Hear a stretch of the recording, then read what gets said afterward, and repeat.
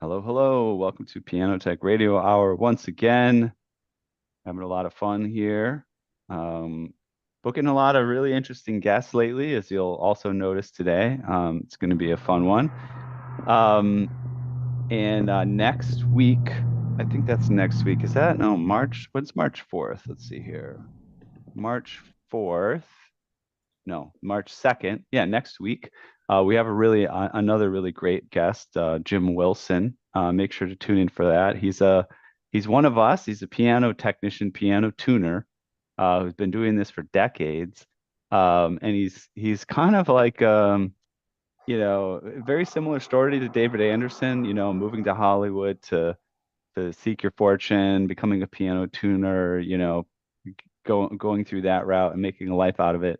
He ended up tuning for so many celebrities and eventually releasing some music. And he's just written a book. It's kind of a fun one to read as a piano technician. So he'll be here next week, Jim Wilson, and he's excited about that as well. I'm going to mention, the program now. We got a bunch of people have entered, and so I'll do the intro. Hello, if you're out on socials, and let's do it. All right, so I'll say welcome to Piano Tech Radio Hour. We do gather here every Saturday to meet with and learn from the most fascinating and knowledgeable folks in the piano world. This includes manufacturers, rebuilders, musicians, makers of other instruments, and of course, piano techs. Our mutual goal is to become better at our craft, to help each other, and to create an ever more musical world together. Piano Tech Radio Hour is brought to you by Piano Technicians Masterclasses, an online learning resource that brings you cutting edge instruction for piano industry masters without leaving your home. You can find out more at pianotechniciansmasterclass.com. You can also subscribe to this program called Piano Tech Radio Hour for just 16 bucks a month. You get direct access to each week's private Zoom call, as well as all our archival recordings of over 190 episodes in our member area. You can join Piano Tech Radio Hour through the link bit.ly/join PTRH. That's bit.ly/join PTRH. And also, just a reminder, we've had some really great master classes recently. We did a whole series on pedals and trap work and back action and dampers with Joe Jackson. We did a great master class on rapid tuning and ear tuning with Glenn Bingham. And we also just did a really cool master class on historical piano actions with Ken Walkup. And that was very interesting. If you don't know the difference between Prell-Mechanic and Stoss-Mechanic action styles, you'll learn in this lecture and see all the evolution of how piano actions have come together over the centuries. All right, so that's our program, and then this is one of those sessions where we're bringing in a special sort of guest curator, and that's Hannah Reimann, who you all are very well aware of, leading the charge in bringing narrow keyed pianos to the world and to the musicians who will appreciate them. And so what I'm going to do for this session is introduce Hannah.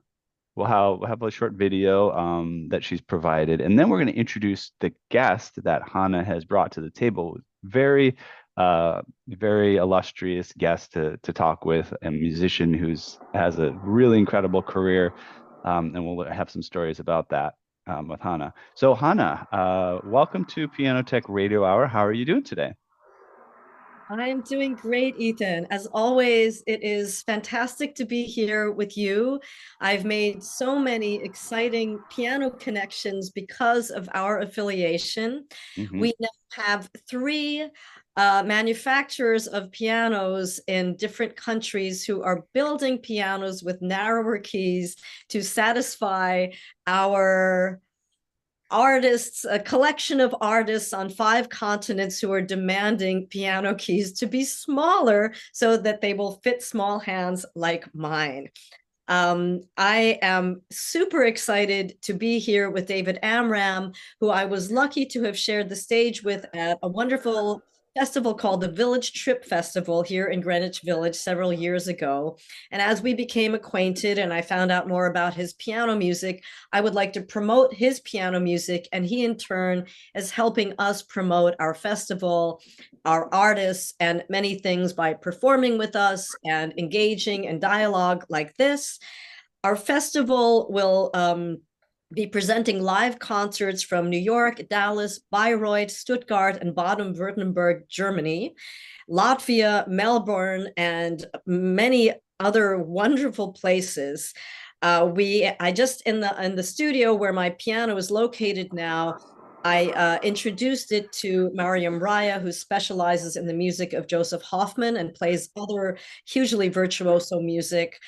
Thomas Osuga, who's my local colleague here in New York, and the great 8-time Grammy winner Arturo O'Farrell, who's also a friend of David's. So Arturo tried the piano yesterday, and he will be playing a concert for us in New York City. We're settling our venue, and we hope to get ticket links up very soon. So you want to share the video that I provided for you? That has to do with an event that's going to be happening tomorrow online. Sounds great. Emrys is going to bring that up.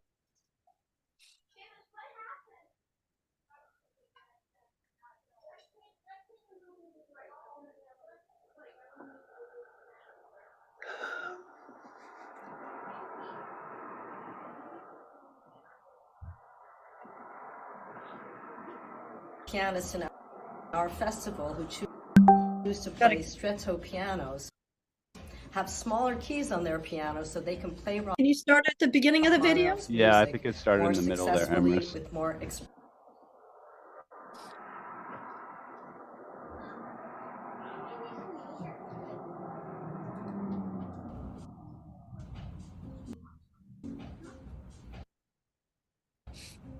Hello, my name is Hannah Ryman, and I am the founder and artistic director of Stretto Piano Concerts and the International Stretto Piano Festival. We are so excited to invite you to see videos from our online event, Rachmaninoff, His Friends and Contemporaries. As many of you might know, Rachmaninoff, who lived from 1873 to 1943, was 6'6" and could reach a 13th on the piano. Most pianists can't do that, and a lot of the pianists in our festival who choose to play stretto pianos have smaller keys on their piano so they can play Rachmaninoff's music more successfully with more expression, technical skill, and control. We're also very excited to present the 4th International Stretto Piano Festival from May 25th to June 2nd, 2024. There will be concerts and live venues all over the world and online, just like in our first 3 seasons. So please join us and learn more about what a stretto piano is. It has smaller keys. Instead of a 6.5-inch standard octave, you can play a piano that has 6.0-inch octave or a 5.5-inch octave piano, and it will change your life. It's nothing short of life-changing. So please join us, and we look forward to hearing from you. Please write to us. I also want to thank my amazing team, Julia Ferlin, Eliana Yee, and Rhonda Boyle, for all the work they've done on this event and our upcoming festival. Thank you. Bye-bye. Perfect. Thank you. Thanks for sharing. Now, I will just say really briefly, I'm going to mute David. Yes, I muted David again. I don't know. There was some strange sound. There were some sounds, and I was like trying to mute all the appropriate people to make sure they went away. But I'm muting David for the time being. Hannah, you unmuted. That's great. We'll unmute David in a moment. Let's bring him up on the screen here and spotlight him. So let's see here. We've got David Amram, and I'll add the spotlight for him as well. And what we'd love to do is I'm going to give an intro No, excuse me And for interrupting. Pardon me. yeah, What Hannah said was fascinating. Video, I was watching it. It's about 3 seconds off. I had no, the only way I could understand it was finally to close my eyes, at least from listening to it. It was too soft, or I was able to change the volume, but you couldn't see. And I assume that that's what people would be watching if you recorded it that way. You couldn't understand anything because the I video think it's first. just streaming. It's just the streaming quality was a little bit low, Well, it wasn't but a little it's bit low. It was finished. indecipher. No, it was indecipher. It was torture. You couldn't Okay. see. She was speaking and she was talking and it was jumping around, All and right. it was at least 3 seconds off. I couldn't even tell if it was after or before or not All at all. right. But I'm not being Gotcha. nasty. But it's No, wonderful what she was saying, and what you're doing is wonderful. But great. it won't be wonderful for the people watching that. They'll turn it off because they can't understand All right. any. Well, It's no. we're finished with that part. And Well, right now, this is a little bit of torture for me. So we'll move on to the introduction to No, but David. just before we do the whole thing, if I'm out of Yeah, sync, I'm used to that. But then there's a thing known in the it's working technical fine world. now. Everything's working fine now. So It's if we Okay. great. move You look on, great, David. then All right. people All won't Okay. good. remember that All we right. had a problem. All good. Well, I don't think they'll even watch it. I was because I'm interested, and I closed my eyes, and what she was saying was terrific. But every time I Boy. watched the screen, it was like really. I don't mean a second or two off, but even reading lips, which I'm used to doing from when I can't hear people, sort of, it wasn't even close. Okay, Okay. I'm not being a sourpuss. It's just No. that I was paying attention. All right, here we go. I'm going to intro you, David. Right. David started his professional life in music as a French hornist in the National Symphony Orchestra in Washington, D.C. in 1951. After serving in the U.S. Army from 1952 to 54, he moved to New York City in 1955. He played French horn in the legendary jazz bands of, listen to this, Charles Mingus, Dizzy Gillespie, Lionel Hampton, and Oscar Pettiford. Holy cow. In 1957, he created and performed the first ever jazz poetry readings in New York City with novelists, you might have heard of them, Jack Kerouac, a close friend with whom Amram collaborated artistically for over 12 years. Since the early 1950s, he has traveled the world extensively, working as a musician and a conductor in over 35 countries, including Cuba, Kenya, Egypt, Pakistan, Israel, Latvia, and China. He also regularly crisscrosses the United States and Canada.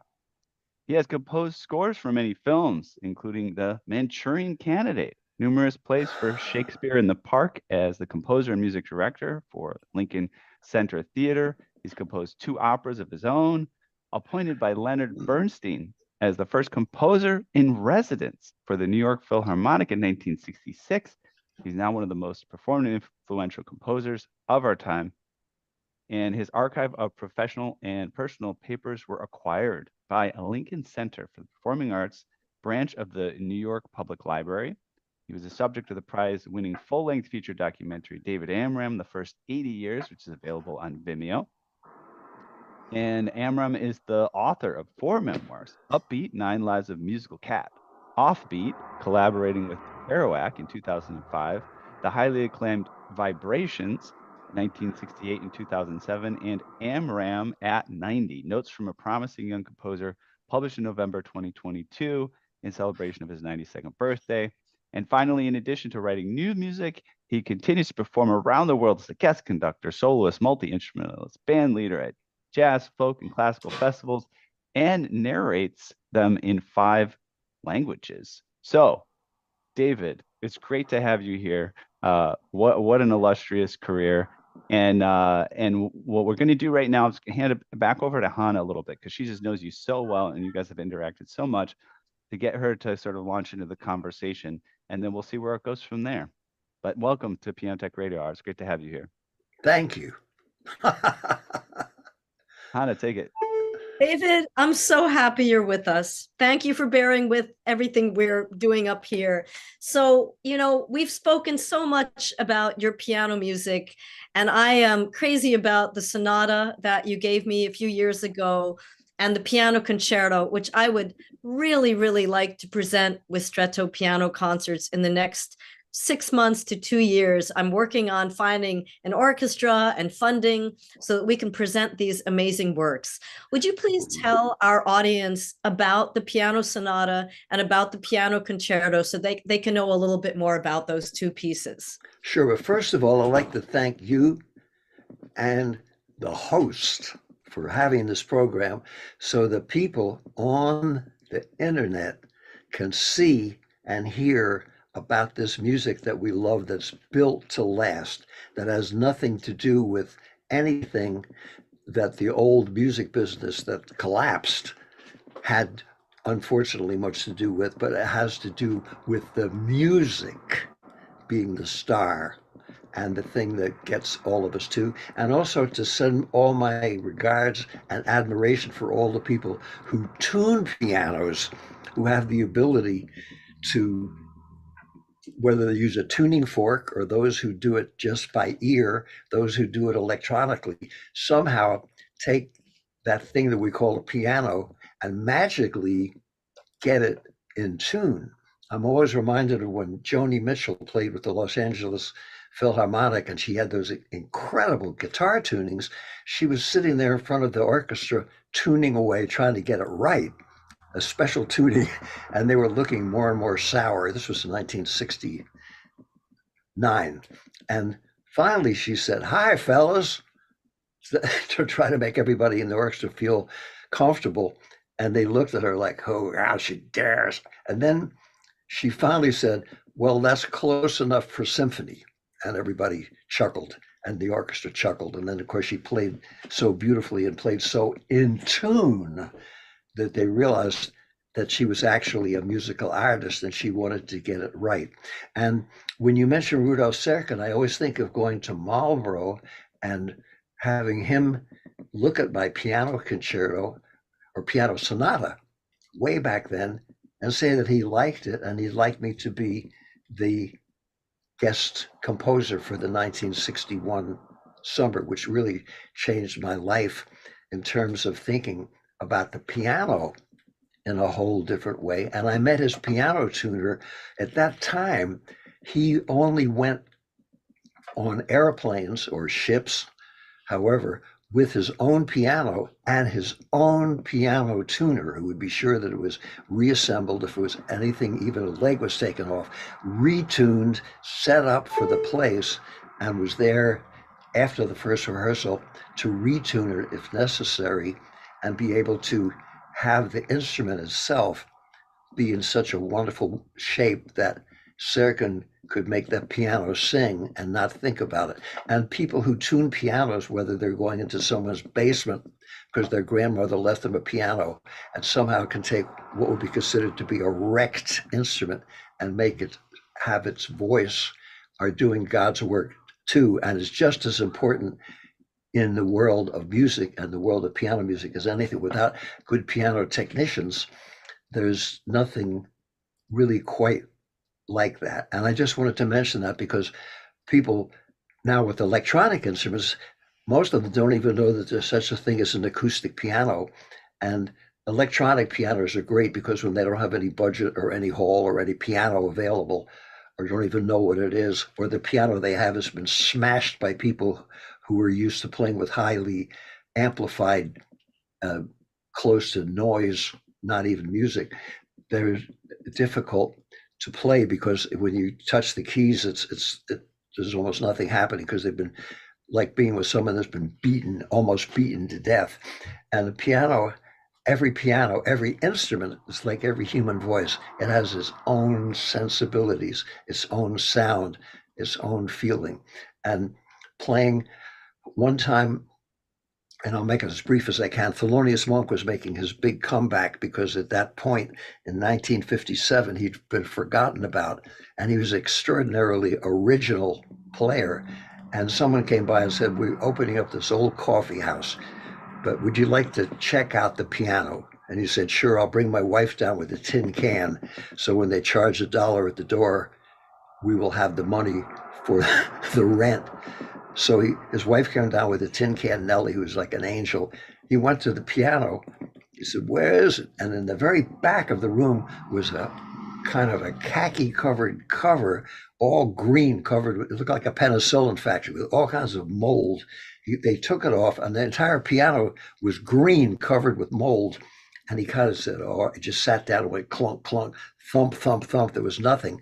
The very lowest left hand, bong, bong, and the highest, tinkle, tinkle, on the right, sort of worked. So he said, "Okay." We went out and got a hamburger. He played all night. I can't do it on the screen because it's not wide enough, but if you can imagine the left hand, the lowest octave or 10 notes, and perhaps the highest notes on the right hand, and he played the whole night, and it was incredible. I said, "Monk, how did you make that miserable old piano sound so good?" And he said, quote, "I was brought up on sad pianos." So I thought about that. Then I thought about what Rudolf Serkin did. Then I thought about all the pianists in between and about how a really fine artist playing the piano can play anything and make it sound like a whole different instrument. When John Nakamatsu played my piano concerto, I didn't even come to the rehearsal. I just figured I'd stay out of the way because I heard him play and I knew he was great. And he said, "If you got anything to say," and I'll say, "I don't want to wreck it." It was great. Then when I tried to play, it sounded like it was a different piano. The reason being, he is a great pianist and he knew how to make that piano sing and talk and get different nuances and different feelings. And each individual pianist has the ability somehow to do that. I have big hands and small technique. So when I play and improvise and play my own music, it almost sounds like I can play the piano.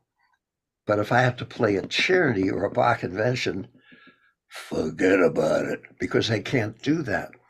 And then I found out that people who can do that, just like the people who are tuning and get it perfectly in tune, have high standards that are beyond any of us who write music. And when I was composer in residence with the Philharmonic, I heard Leonard Bernstein play the Mozart 20th. I said, "Oh my God, it was just like perfect." I said, "Lenny, that's incredible how with everything you do, you're such a great pianist." And he said, "Oh, it was dreadful. I haven't practiced in 20 years. But he had that ability to make the piano sing. And he always had great tuners and great technicians who looked after the pianos like they would lovingly, because they cared about the piano and about the music and about the people who were coming to hear the music, and respect and love for those who created it." Well, much appreciated. That's beautiful. Yeah, we've talked in this program quite a bit about the interface between the technician and the musician. Whenever we have a musician on, we like to ask them, about their experiences with technicians. But thinking of it as a collaboration, especially in that case where you're traveling with a piano and the technician, the performances, if you think about them as a collaboration, right, Oh, between yeah. the musician, the tuner, maybe even the manufacturer of the piano, right? It has to come together to make things work. Absolutely. And then in the other side of things, the best musicians, they work with what they've got. I think we've seen a bit of a pattern. You do your best as a technician to bring the piano to life for a pianist, but the most professional of them, when they sit down at the piano, game over. You just play that thing and you make it sound as good as you can. And I've heard similar stories of people doing a lot with very little in terms of what the piano provides. Mark Morganelli has a jazz place, and most of the pianists who happen to play there have studied European classical piano. Many of them can excel in that. People like Sir Roland Hanna could play the classical repertoire beautifully. So many people like Art Tatum were so phenomenal that people in the 30s and 40s, before it was considered to be chic or fashionable, Horowitz and other people came all the way up to Harlem just to hear him play. But then there are people that don't play that way, but those who do all appreciate the piano that Mark Morganelli got, a beautiful Steinway. and they had a special fundraiser for a year for the piano. It was a fundraiser for the instrument. And boy, when you sit down and play that after you play 3 chords, you can play better than you've ever played before, because the piano already does something for what you're playing. For those who play notated classical music, which is what I do, sitting in the room all day and throwing stuff in the wastebasket till I come out with something that sounds natural, but is actually worked out from the great natural players and natural music I've heard. When you do that, you're just kind of tuning all the idea of the piece itself, and you get a chance to do it more than once. Instead of using a tuning fork, you can use the eraser, the wastebasket, and your DNA from what's beautiful that remains in there from all the other stuff that isn't that beautiful that you put aside. And I think watching someone tune the piano is magical, to see how in heaven's name is possible to do that, and to realize that you can't do it yourself if you're not trained. And even if you are trained, just to get it in that perfect way makes such a difference and makes it so much easier to play. And if you're composing with an instrument that really is lovingly taken care of, which I get to do once in a while, it's just heaven, because you can hear an orchestra, you can hear an opera singer, you can hear everything 5 times better. And imagine, because everything is there done correctly by people who are musical. And it remains a mystery why it is so beautiful. And then when you play music from India and you hear where they don't have a different idea of tuning than we do for scales and so forth, and Middle Eastern music and a lot of music from all over the world, every place has kind of their system, but they're really more or less forced to tune themselves by singing and hearing it, or having instruments that are that. And when I was in Egypt, they had a switch on the piano where you could tune 2 or 3 levers and have that quarter tone put in at a certain note. And at first you say, what? And then after you hear it for about 4 days, you get to love it. And then when you come back to Western tuning, you sort of you miss it somehow. You miss that sound of what seems to be out of tune actually is in tune for that particular kind of music, that particular one of hundreds of scales or modes that they use.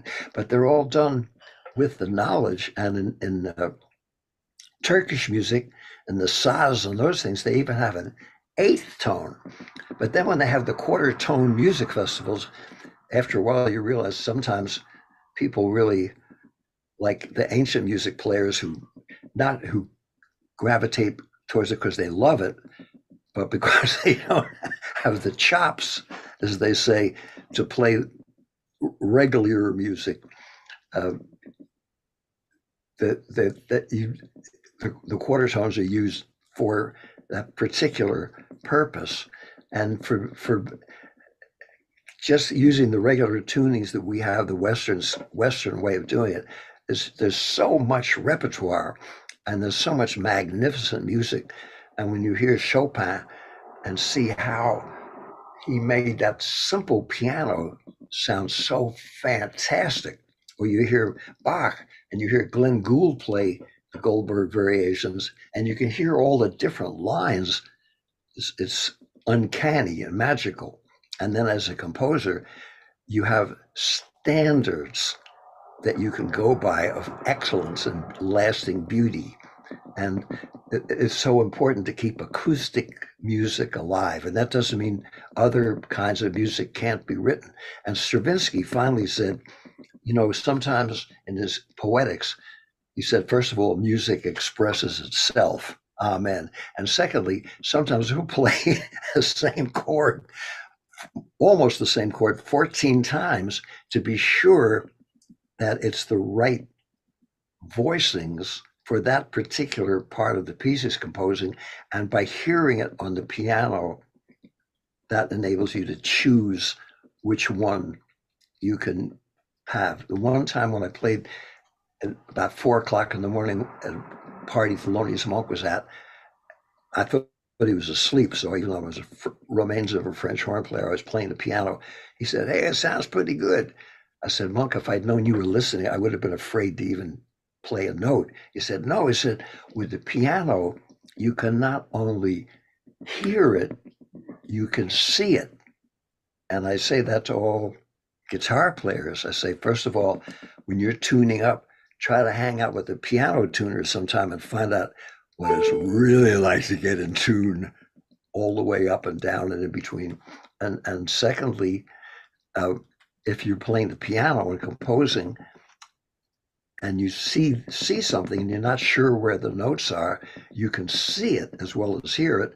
And then in slow motion, write it down so you remember and you can get that great chord. Whereas on the guitar, you might be playing instinctively, but you're never sure of what the notes are. So the piano is a wonderful instrument. Hey, And David, Yeah, again, Hannah has a question. question just came into my mind. Whenever I hear you talking about all these amazing people, I don't think I ever asked you, did you ever meet Joseph Hoffman? no, but I admired him from Did afar. you ever hear him play? There's still recordings of his that you can get. Definitely. Thank heavens for the internet. I hate to anger anybody who does who passed the 14th century, but you can hear music from the 14th century played that you never could have bought in a record store. And on the internet, you can hear Joseph Hoffman. You can hear Debussy playing his music, and his playing Clair de Lune. Woo! It's different than anyone else plays it, but it sure sounds good. You can even hear the old piano rolls of Brahms at the very end of his life playing something, and you can hear George Gershwin in the part in Rhapsody in Blue that's almost impossible to play, and you figure, well, and he's doing it.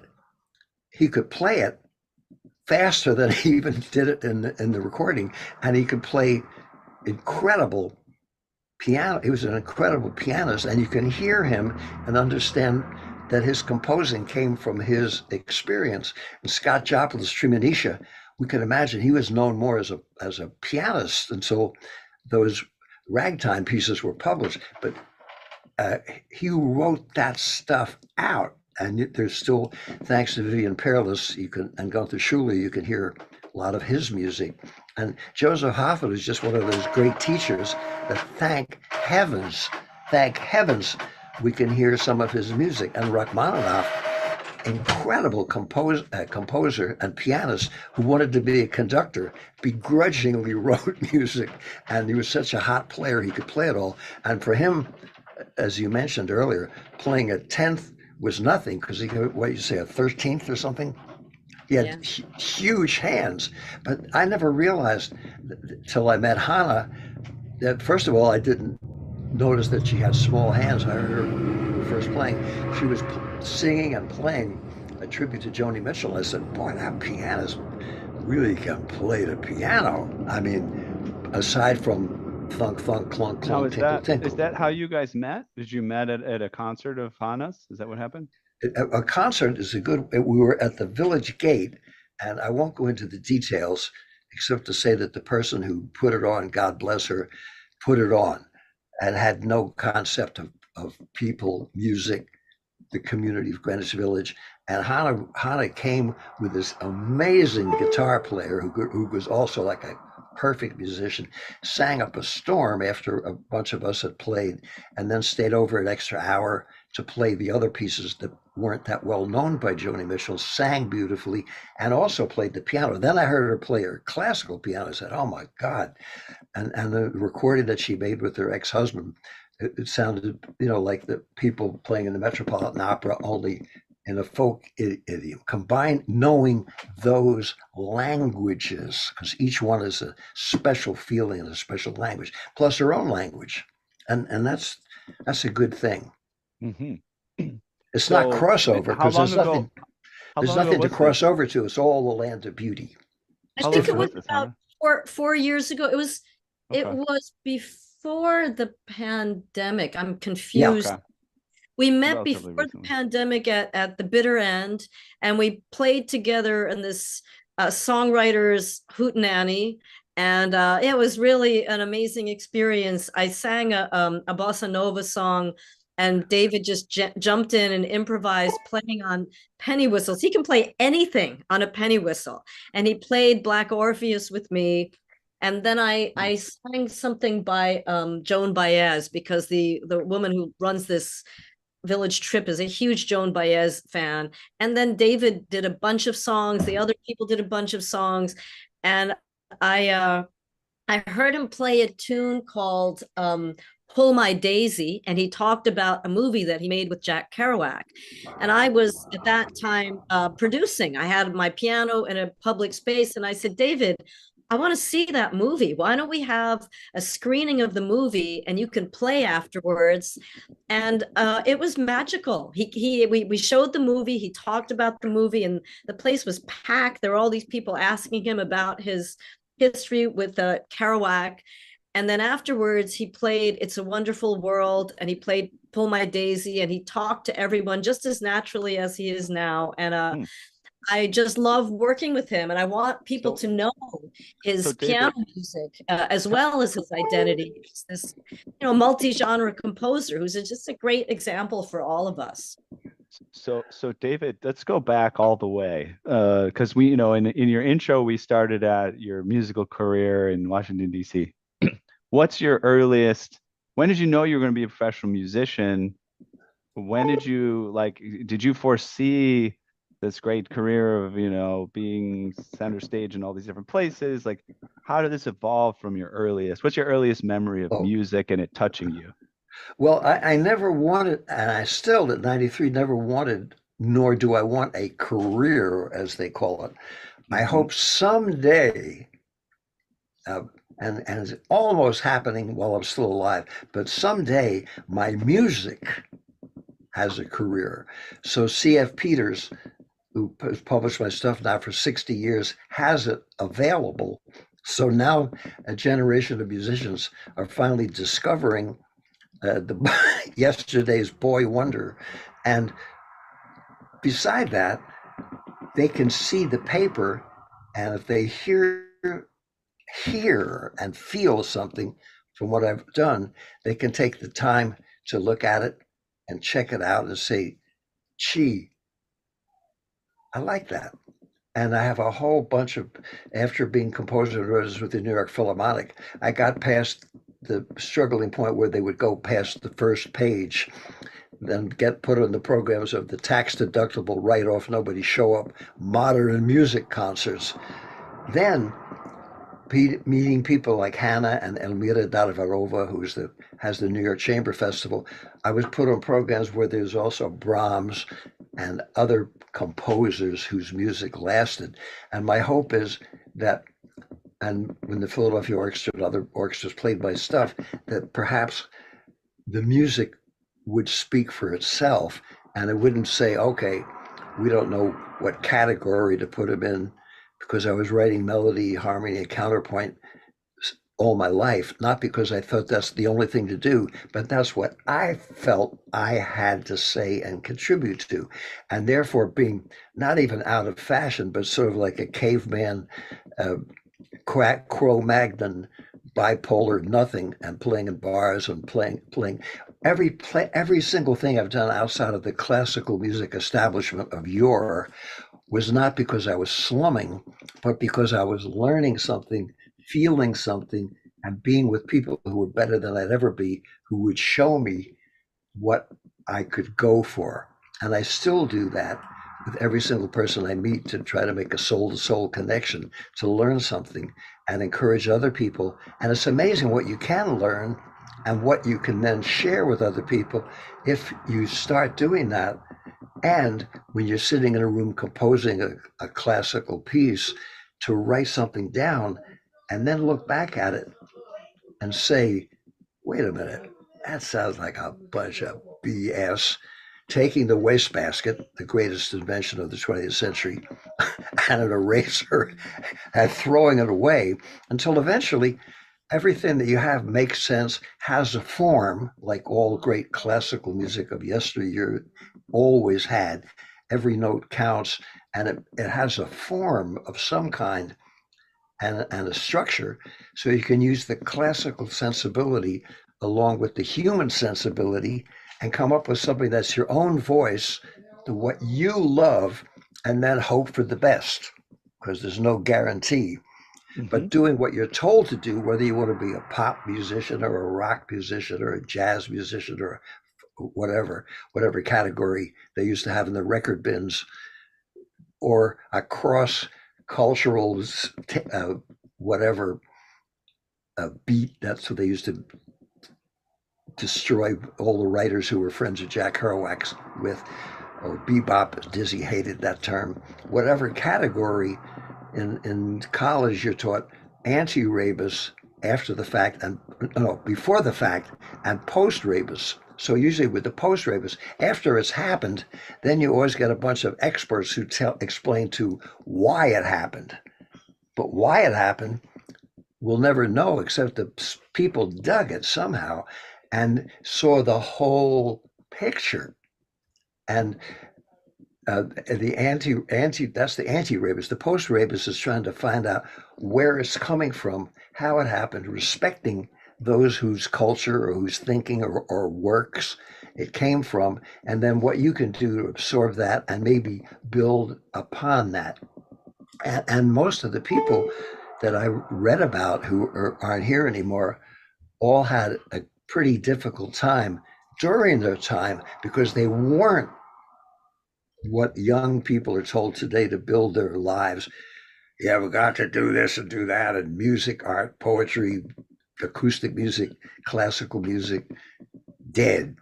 Don't bother. So my hope is that if people can see someone in their 90s still grateful and enthusiastic and appreciative of being able to somehow pay their rent, take care of their kids, and survive doing what they love to do and being happy and healthy doing it, maybe they'll say, in spite of all that career counseling, they shouldn't even bother or care.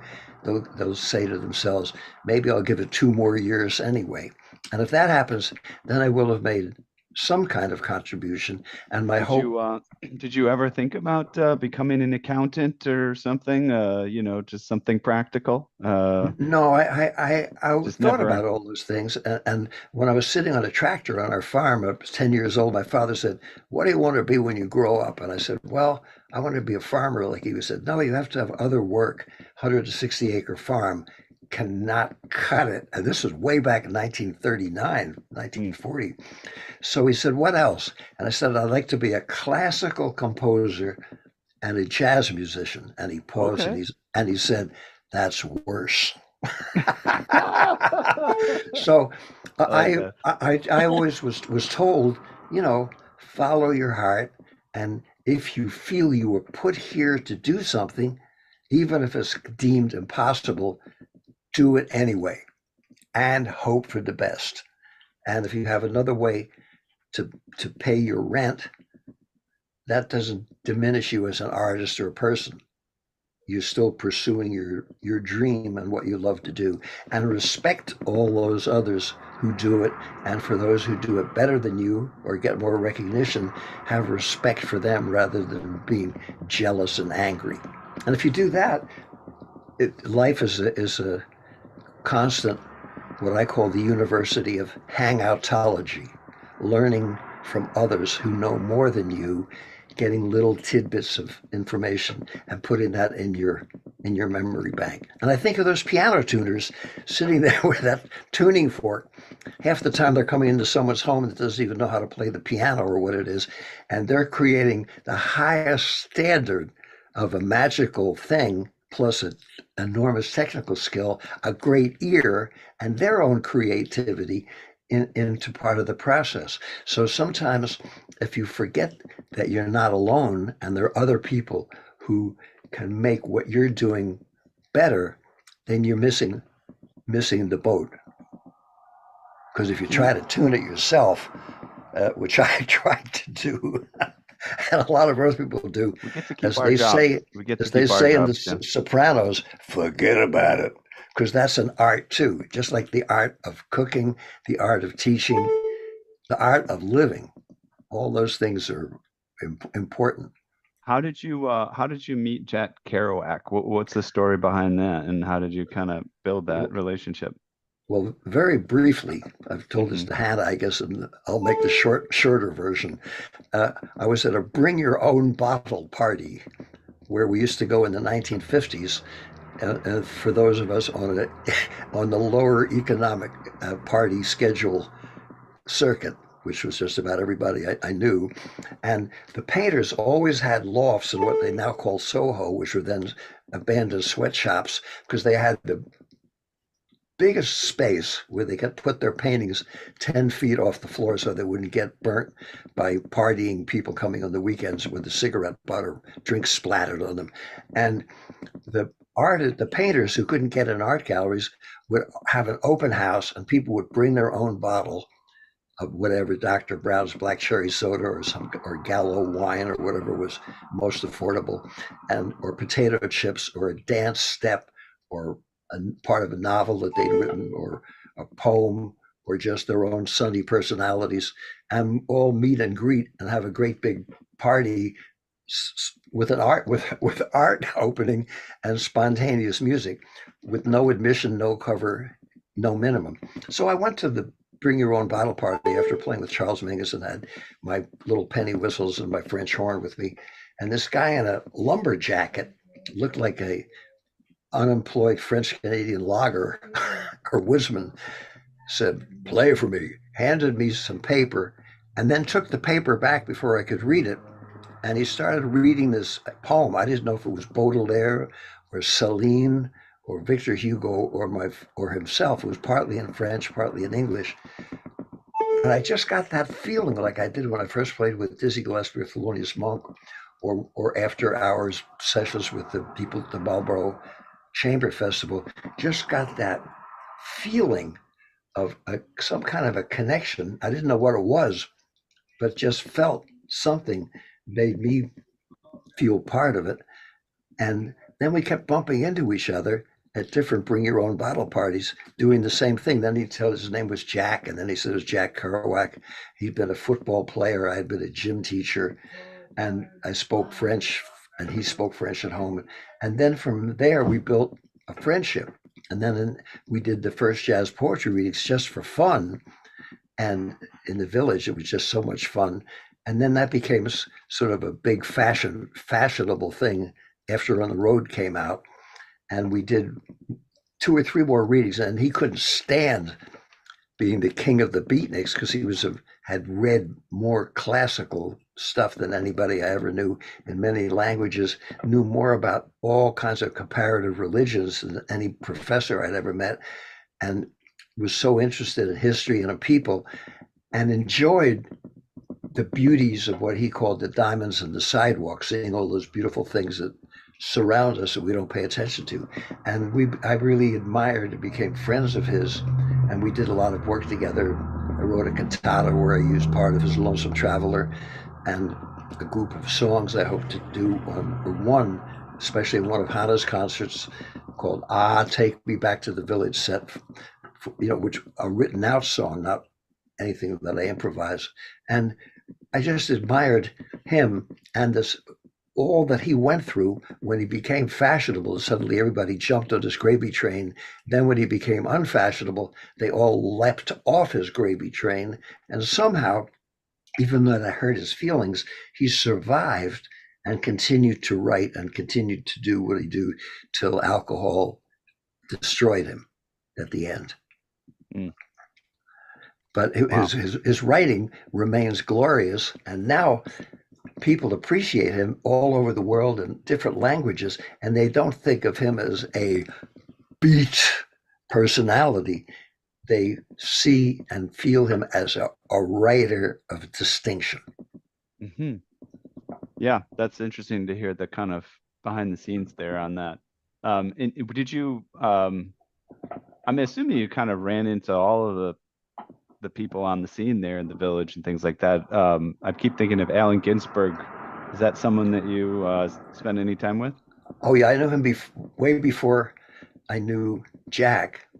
He was a brilliant guy, brilliant, and helped out a lot of people very big-hearted, and also became the super salesman for the beat generation, and I think understandably not wanting. He finally became a professor at Brooklyn College. He was a terrific teacher, but I think he didn't really want to be entrenched in the academic world and wear a tweed coat with patches on his sleeve. And I'm not sure he would have been at home there.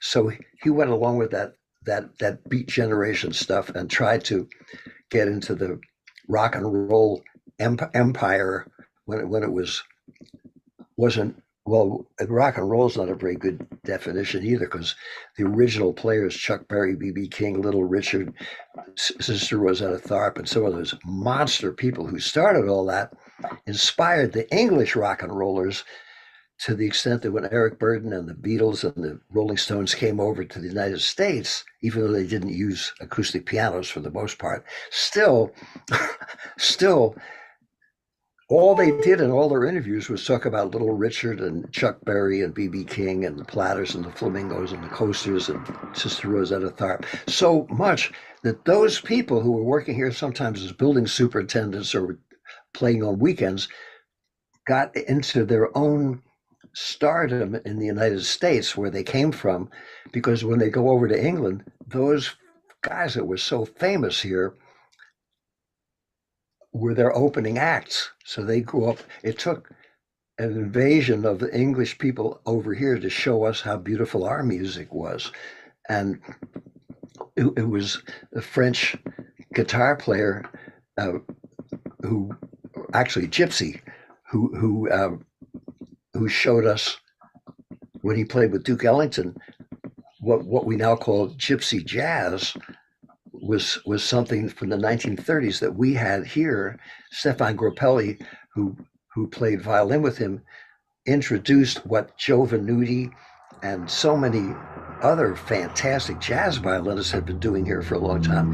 And a lot of the music, when Louis Armstrong played for the King of England, held up his trumpet and said, "This is for you, Rex," and played a piece in the box seat.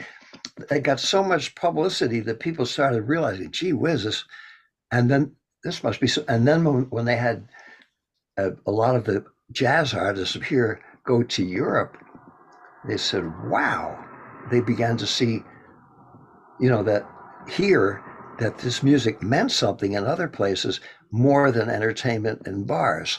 And in turn, a lot of the great classical music that we have today and the great orchestras are a result of the World War II, where those people from Europe had to come here in order not to be incarcerated in a concentration camp or have their lives ruined, and brought that cultural feeling with them and helped a whole generation and the next generation of people like Hannah to be able to do that music in that style as well or better than their teachers, and add a special flavor that we have.